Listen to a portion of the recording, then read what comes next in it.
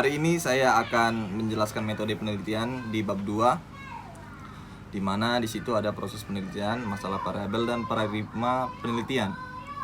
Sebelumnya perkenalkan, nama saya Brian Togu, saya dari Universitas Putra Batam. Saya prodi Teknik Industri dengan nomor NPM 180 410020. Oke, kita masuk ke dalam pembahasan.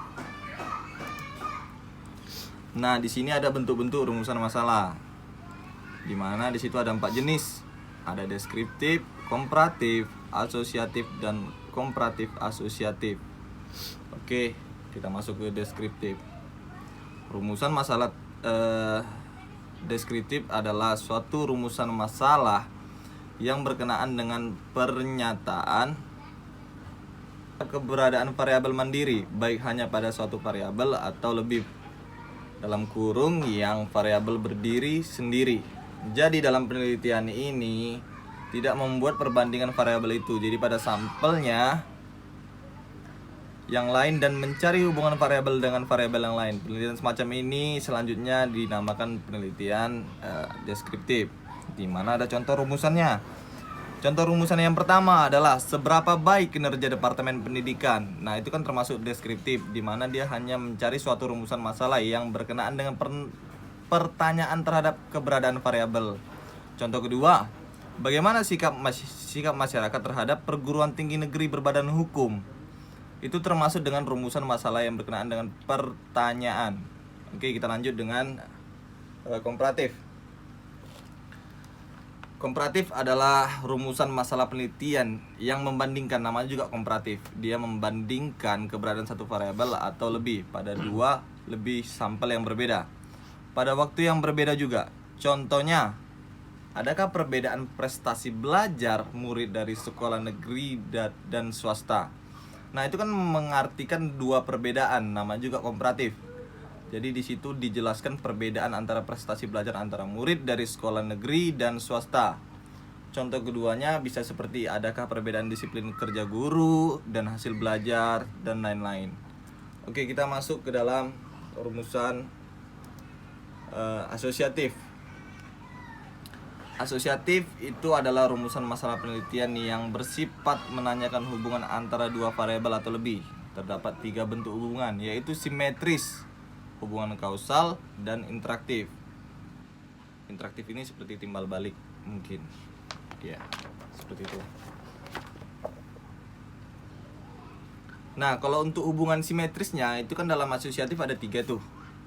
Hubungan simetris itu adalah suatu hubungan antara dua variabel atau lebih yang kebetulan muncul bersama. Jadi contohnya itu seperti contoh masalahnya seperti adakah hubungan antara jumlah S yang terjual dengan jumlah kejahatan terhadap murid sekolah. Kan variabel pertama adalah penjual S dan kedua adalah kejahatan. Hal ini berarti yang menyebabkan jumlah kejahatan bukan karena S yang terjual. Karena S itu murah, jadi mungkin logikanya adalah sebagai berikut. Pada saat S banyak terjual pada musim liburan sekolah, pada murid-murid yang banyak piknik ke tempat wisata karena banyak murid yang piknik, maka disitulah banyak kejahatan. Jadi kejahatan itu datang di saat rame-rame, contoh copet atau yang lain-lain.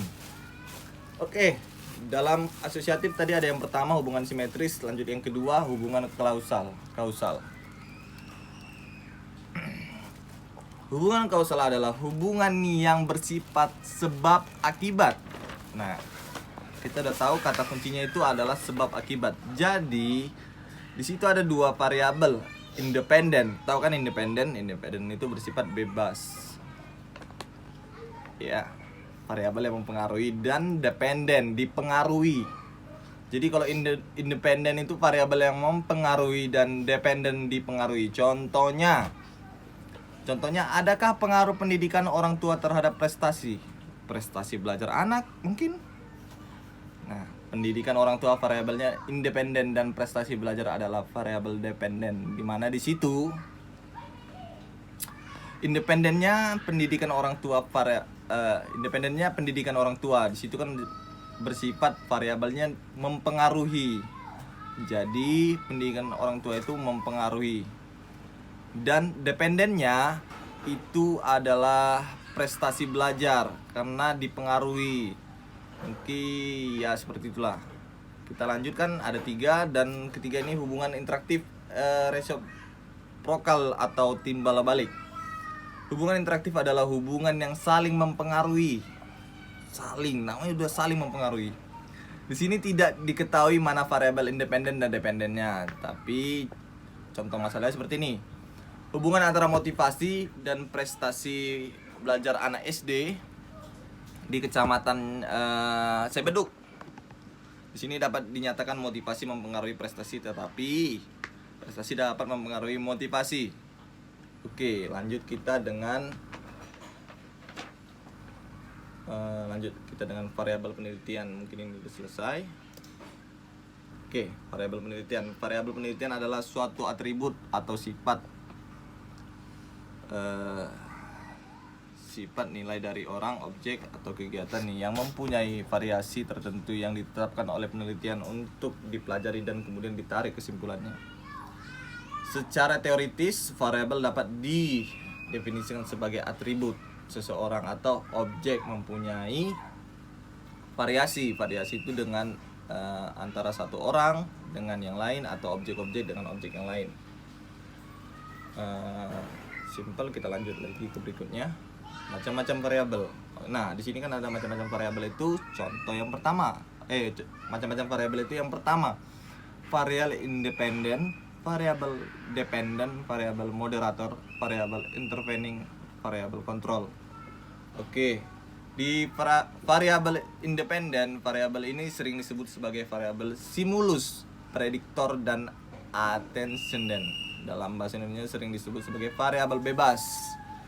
Jadi bebas, variabel bebas ini merupakan variabel yang mempengaruhi atau yang menjadi sebab perubahan dan timbulnya variabel dependen yang terikat ya.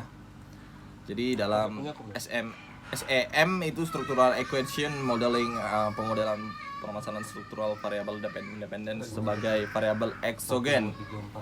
Oke, variabel dependennya sering disebut sebagai variabel output kriteria konsekuen dalam bahasa Indonesia yang sering disebut sebagai variabel terikat. Jadi dia terikat merupakan variabel yang dipengaruhi. Kan kita tadi udah bahas independen mempengaruhi dan dependen dipengaruhi. Jadi dependen ini dia dipengaruhi atau terikat menjadikan akibat karena adanya variabel bebas. Oke. Kita lanjut ke variabel moderator.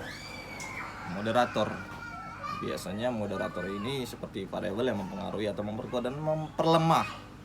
Jadi hubungan antara variabel independen dengan dependen bisa juga disebut sebagai variabel independen. Kedua, hubungan perilaku suami dengan istri. Anjay, sangat gila bu. Oke, kita lanjut intervening itu variabel intervening. Apa nih? Apa laptop awak nih? Intervening ini adalah hubungan bukan hubungan sih kalau aku bilang variabel yang secara teoritis mempengaruhi hubungan antara variabel independen dengan dependen menjadi hubungan yang tidak langsung dan tidak dapat diamati dan diukur. Sebagai variabel ini merupakan variabel apa nih laptop nih?